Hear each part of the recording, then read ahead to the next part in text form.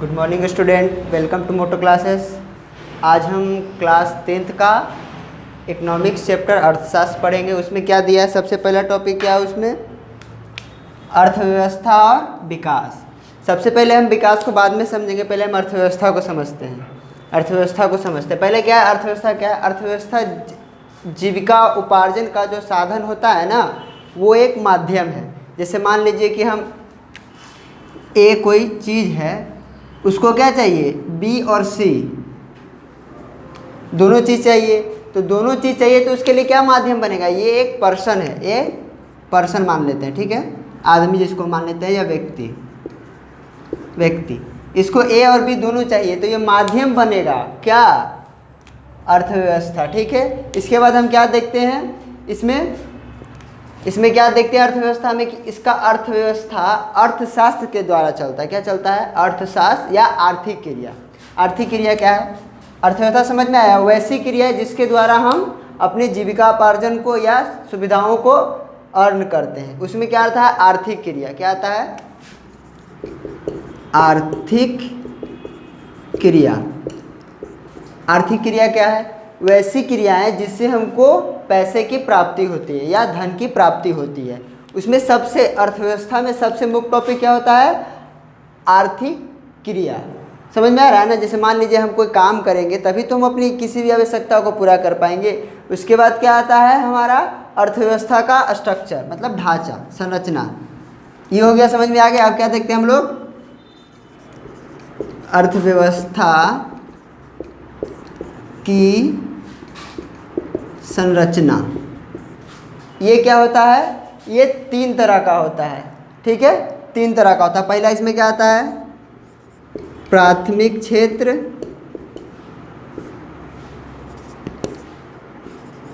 द्वितीयक क्षेत्र, तृतीयक क्षेत्र। ये आप पढ़े होंगे। ये तीनों का तीनों, बहुत ज़्यादा लॉन्ग जाने की ज़रूरत नहीं है आपको, जो एग्ज़ाम में पूछेगा बस इन शॉर्ट समझिए। ये क्या हो जाता है तीनों, इसमें क्या आएगा, कृषि,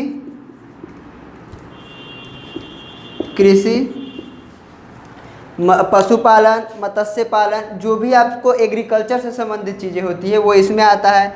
द्वितीयक में क्या आता है, वैसा चीज़ जिसको हम व्यापार, वाणिज्य, जैसे मान लीजिए हम कृषि किए, कृषि से हमको क्या मिला, धान मिला ना। इसी धान को हम चावल निकाल के जब हम बेचेंगे, दिस कॉल सेकेंड में आ जाएगा, द्वितीयक में आ जाएगा। पहला हम एग्रीकल्चर से धान उगाएंगे, चावल उगाएंगे, जब उसको हम मार्केट में बेचेंगे तब ये क्या हो जाएगा, द्वितीयक में हो जाएगा। इसी चावल को जब गवर्नमेंट, जिसमें हम बैंक, सरकारी नौकरी,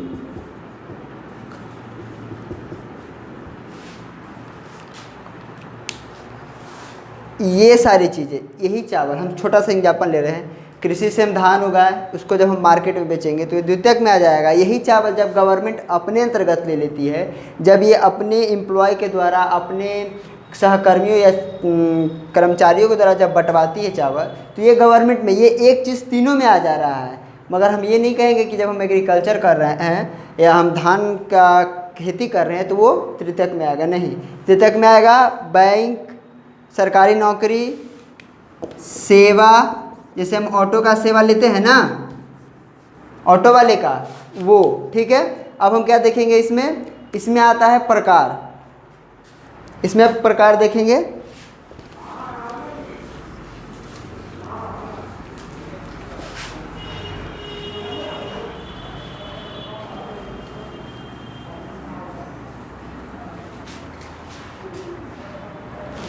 अब क्या देखेंगे, हम इसका प्रकार देखेंगे। अर्थव्यवस्था का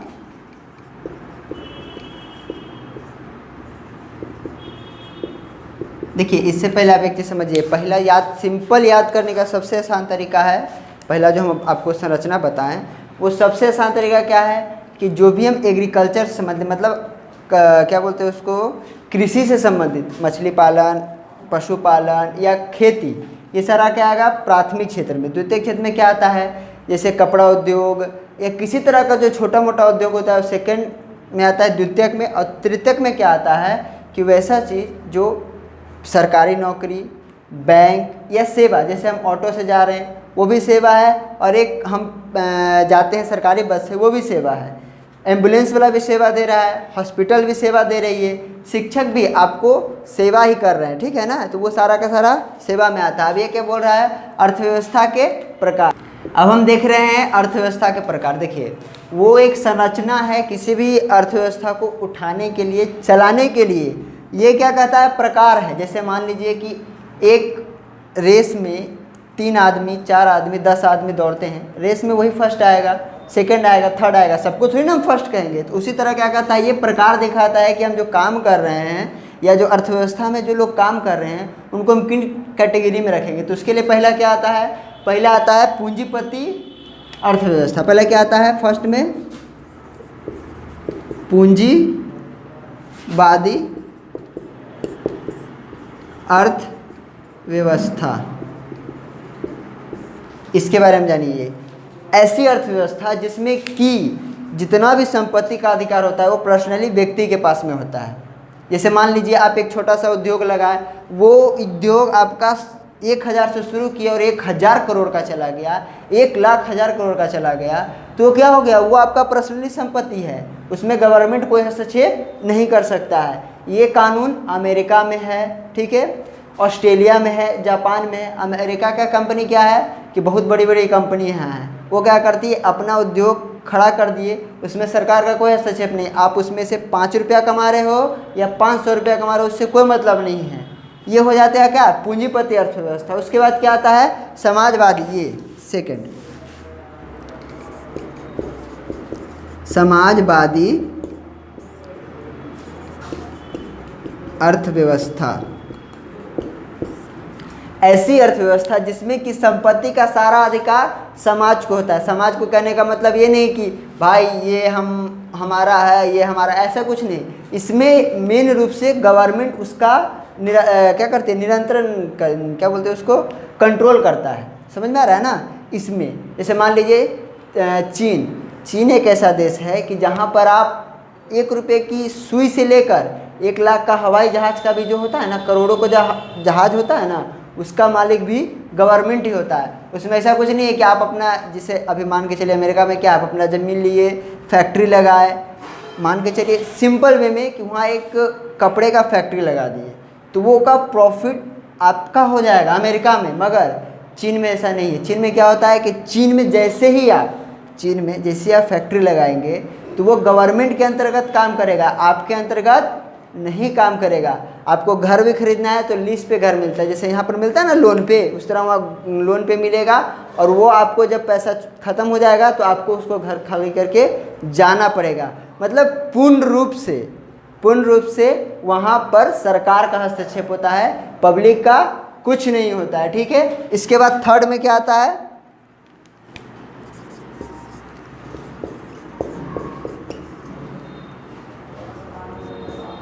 मिश्रित अर्थव्यवस्था।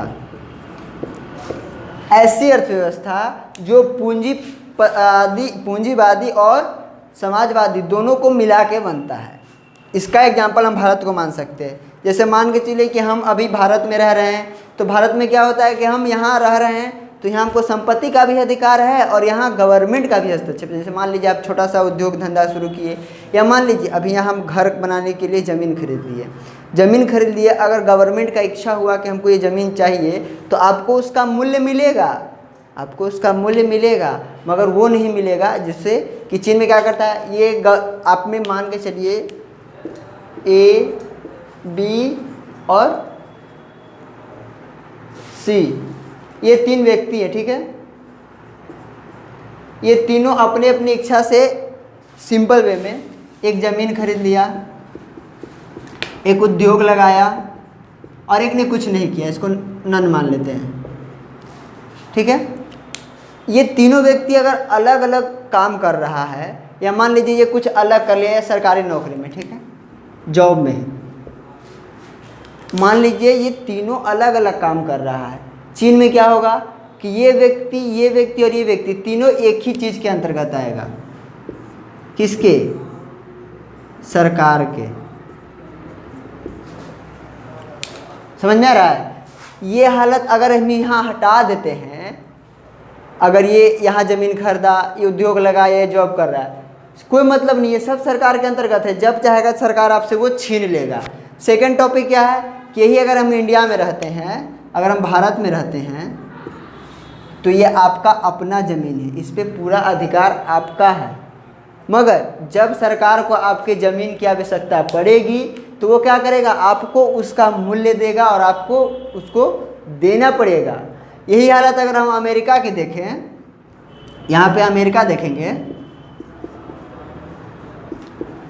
वो क्या करेगा? वो नहीं देगा, बोलेगा ये मेरा है, हम नहीं देंगे। इच्छा है तब देंगे, इच्छा नहीं है तो नहीं देंगे। पर यहाँ पर क्या है कि आपको इच्छा हो ना हो, इंडिया में आपको वो देना पड़ेगा। समझ में आ रहा है ना? यही होता है मिश्रित अर्थव्यवस्था। इसमें क्या है कि मान के चलिए एक छोटा सा एग्जांपल और मान लीजिए कि यहाँ पर आप एक उद्योग किए, ठीक है, सरकार अभी उद्योग के लिए बहुत अच्छा ऑफर दे रही है, तो आपने अच्छा सा उद्योग लगाया छोटा मोटा, और वो उद्योग चल पड़ा, छोटा सा ही लगाया, वो चल पड़ा। गवर्नमेंट को जब इच्छा होगा कि इसको बंद कराना है तो वो आपको बंद करना पड़ेगा, ठीक है।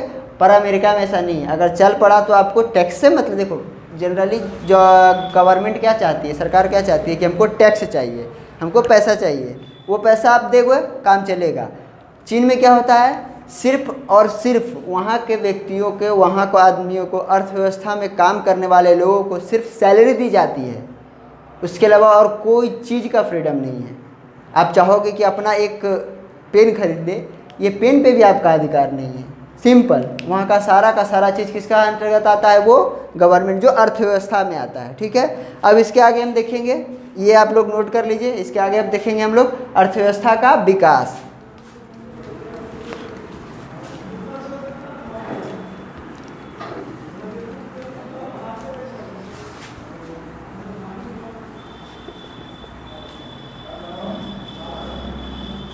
अर्थव्यवस्था हम लोग देख चुके हैं, अब हम लोग क्या देखेंगे? सेकेंड टॉपिक, अर्थव्यवस्था समझ में आ गया? अगर नहीं समझ में आता आप लोग को तो कमेंट सेक्शन में आइए और क्लियरली कहिए कि हाँ सर ये चीज़ नहीं समझ में आ रहा है, आपको वहाँ हम क्लियर करेंगे, ठीक है। सेकेंड टॉपिक क्या है? विकास। विकास का मतलब अलग नहीं, अर्थव्यवस्था का विकास। अर्थव्यवस्था का विकास क्या है कि आज से 70-75 साल पहले हमारा देश जब आज़ाद हुआ, उससे पहले 200 साल तक वो क्या था? अंग्रेजी शासन के गुलाम था। उससे पहले हमारे यहाँ की अर्थव्यवस्था बहुत अच्छी थी, क्योंकि यहाँ पर खुद का कृषि, एग्रीकल्चर, खुद अपना ज़मीन, अपना हर तरह का चीज़ सुख सुविधा था। तो उस समय की अर्थव्यवस्था और आज की अर्थव्यवस्था में बहुत अंतर है, उसका विकास भी हुआ है। पहले क्या हुआ कि मानवीय सभ्यता का जिस तरह से विकास हुआ स्टार्टिंग में, वो क्या हुआ कि वहाँ से हम लोग धीरे धीरे करते करते गुफाओं से कस्बों में, कस्बों से इलाकों में, मतलब बढ़ते हुए आ गए। तो हम क्या करते हैं? अर्थव्यवस्था का पूरा विकास समझेंगे। पहले क्या हुआ ये देखते हैं। सबसे पहले क्या हुआ? अंग्रेजी शासन के द्वारा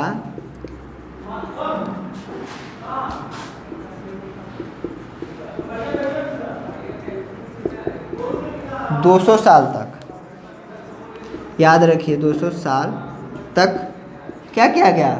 हम लोग गुलामी सहे। उसमें क्या हुआ कि हमारे अर्थव्यवस्था को एकदम पूर्ण रूप से तहस नहस कर दिया गया, उसकी मेन रीढ़ की हड्डी को तोड़ दिया गया। रीढ़ की हड्डी क्या थी? कृषि। मेन चीज को क्या कर दिया? कृषि को तहस नहस कर दिया। वो क्या किया? व्यापार करने के बहाने आया, वो अपने उत्पादन को, उत्पादन उसका नहीं था, उत्पादन हमारा था। वो क्या करता था? हम अपनी वस्तुओं को, जैसे हम नील की खेती किए तो कच्चा नील यहाँ से ले जाता और वो डिबिया में भर के लाता और हमको दे देता। कपास की खेती हमसे करवाता, कपास जो आम के पौधों पर बनता है, जिसको हम पहनते हैं कपास का कपड़ा, तो वो क्या करता था? यहाँ से कच्चा कपास ले जाता और यहाँ से बना के देता। क्या करता? कच्चा माल हमसे खरीदता और प्रोडक्शन का जो चार्ज होता उससे कई गुना हमसे लेता। तो उस बीच में क्या हुआ कि अर्थव्यवस्था पूरी रूप से चरमरा गई। मगर जिस समय से देश आज़ाद हुआ उस समय से क्या हुआ? एक सिस्टम डेवलप किया गया है। क्या किया गया है? एक सिस्टम डेवलप किया गया। उसी के तहत देखिए, उसी के तहत दो तरह के काम आता है। पहला क्या है,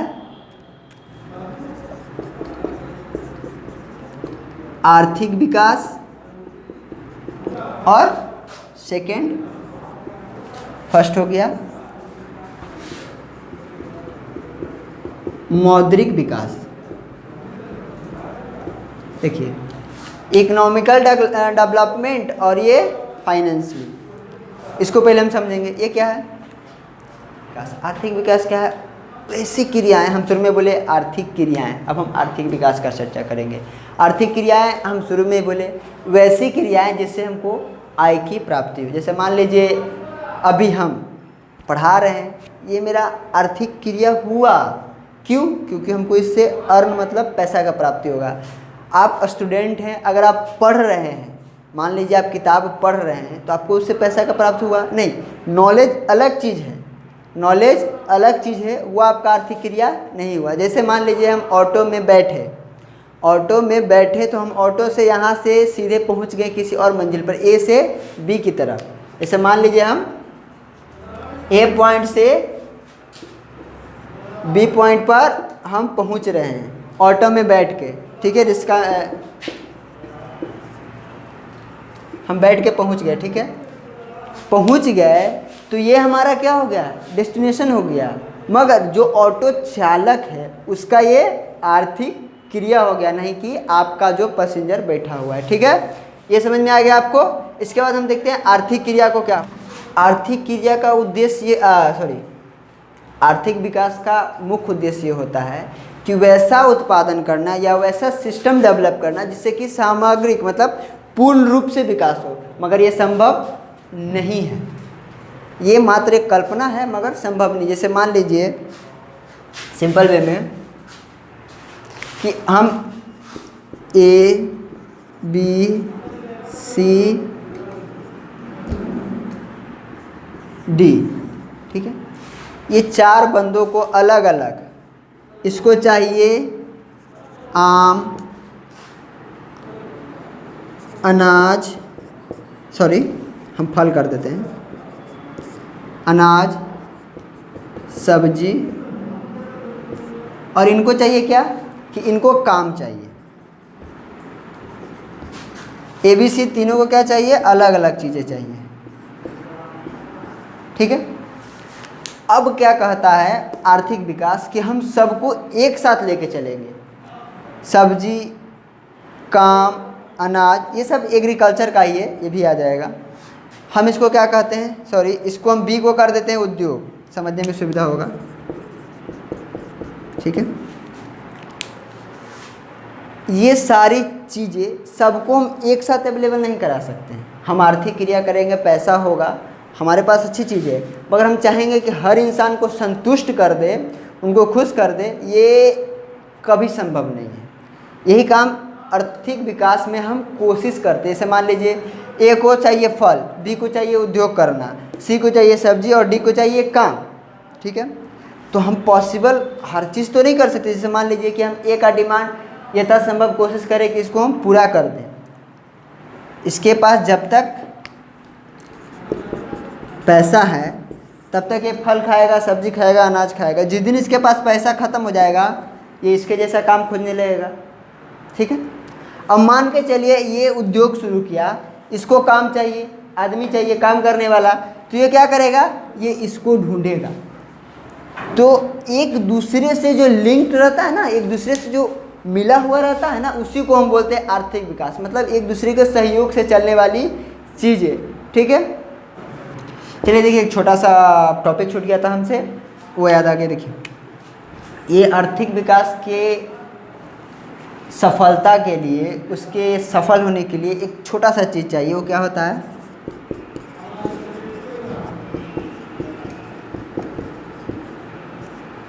आप हमेशा सुने होंगे योजना आयोग, सॉरी परिवार नियोजन, ये नियोजन, बहुत सारा प्लानिंग रहता है। तो नियोजन का मतलब प्लानिंग होता है। तो आर्थिक विकास के लिए सबसे पहले हमको आर्थिक प्लानिंग करना पड़ेगा। वो क्या कहता है, आर्थिक प्लानिंग क्या कहता है कि वैसी चीज़ें जिससे कि हम हर एक चीज़ को, आदमी को मुख्य रूप से 3 आवश्यकताएँ होती हैं। जिस समय अर्थव्यवस्था का विकास हुआ उस समय आदमी की मुख्य 3 आवश्यकताएं थी। वो क्या था? पहला रोटी, कपड़ा और मकान। काम के अलावा, काम इसीलिए करता है, हम और आप काम इसीलिए करते हैं ताकि हमको क्या मिले? रोटी, कपड़ा और मकान। मगर आज के डेट में हम अपने स्टडी के हिसाब से आपको बताते हैं 5 चीज़ों की आवश्यकता एकदम मूलभूत है। पहला क्या है आपको? रोटी, दूसरा कपड़ा, तीसरा मकान जिसको हम छत कहते हैं, चौथा आपको एजुकेशन बहुत ज़रूरी है आज के टाइम में, जो मूलभूत आवश्यकताओं में आता है, और पाँचवा क्या आ जाता है आपका? हेल्थ, स्वास्थ्य। आप कहीं भी रहिए, कुछ भी कीजिए, मगर जब तक आपका हेल्थ ठीक नहीं रहेगा, स्वास्थ्य ठीक नहीं रहेगा, तब तक आप संभव नहीं है कि कोई काम कर पाएंगे। उसी तरह अगर आपको जीवन में बढ़ना है, ग्रोथ करना है, डेवलप करना है, तो उसके लिए क्या करना पड़ेगा? आपको एजुकेटेड होना पड़ेगा, आपको शिक्षित होना पड़ेगा। ये मूल आवश्यकता है। तो इन्हीं आवश्यकताओं को पूरा करने के लिए ये क्या होता है? हम लोग आर्थिक नियोजन मतलब इकोनॉमिकल प्लानिंग का कोशिश करते हैं। इसमें हम यह कोशिश करते हैं कि जो भी हम काम कराया जाए,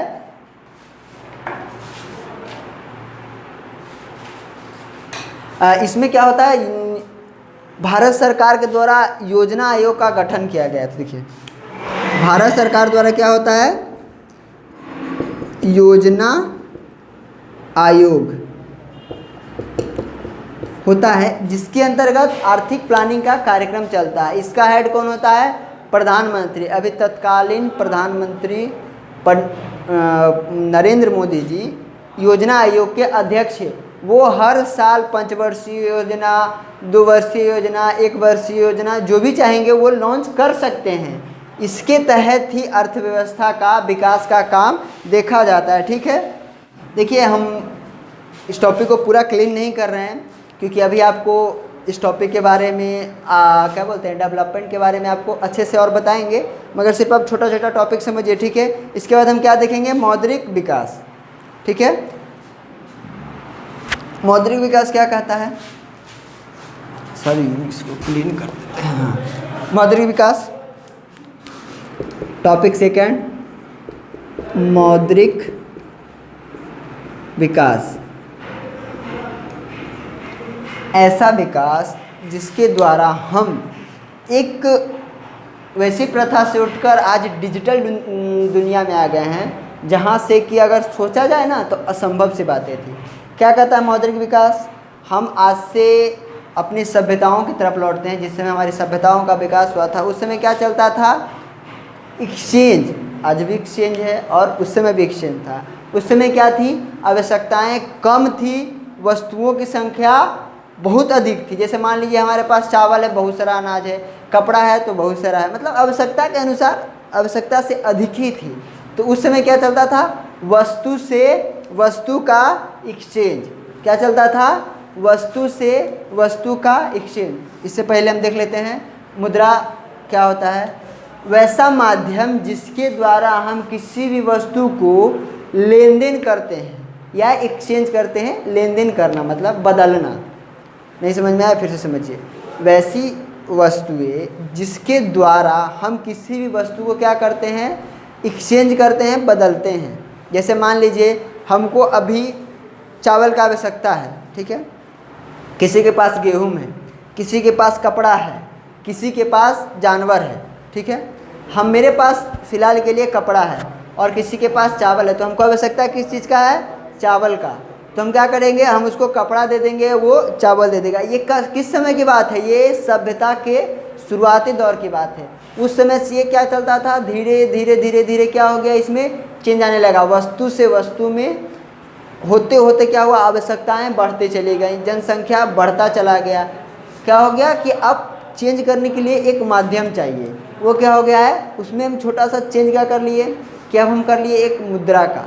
मुद्रा मतलब क्या? उस समय आप देखे होंगे हमारे दादाजी, पापा जी बहुत सारी कहानियाँ सुनाते हैं कि हम जब चढ़ाते थे तो क्या बोलते हैं, तांबे का और एल्युमिनियम का सिक्का चलता था।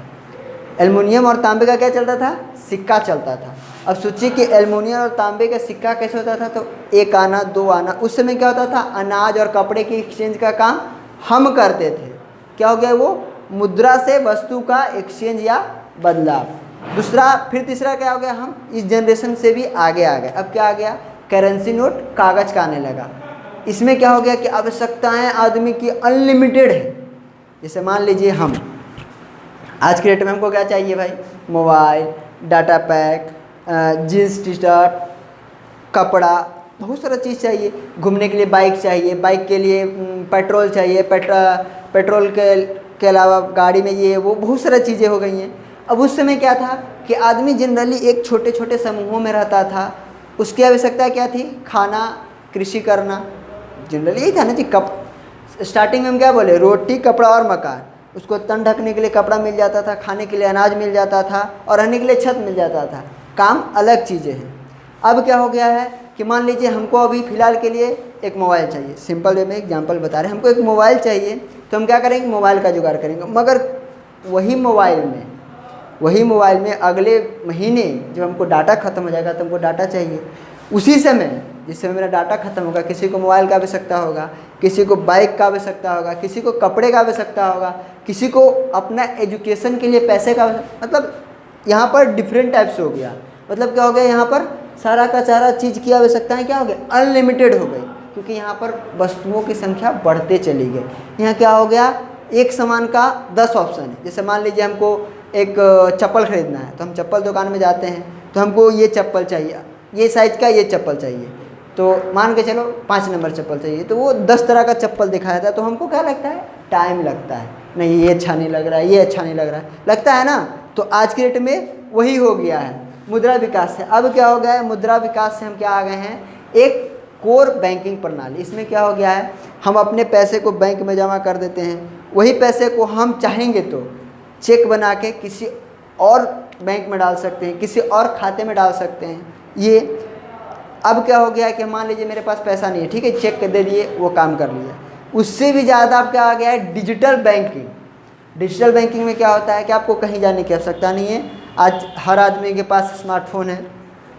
उस स्मार्टफोन के जरिए क्या करता है, वो अपने अकाउंट से दूसरे के अकाउंट में क्या कर लेता है, जितनी आवश्यकता है, 5 की है डाल दिया, 10 की है डाल दिया, 5000 की है डाल दिया। वो क्या हो गया, एक तो टाइम का बचत हुआ और प्लस हम अपने आप को उसे सेफ मानते हैं, ठीक है ना।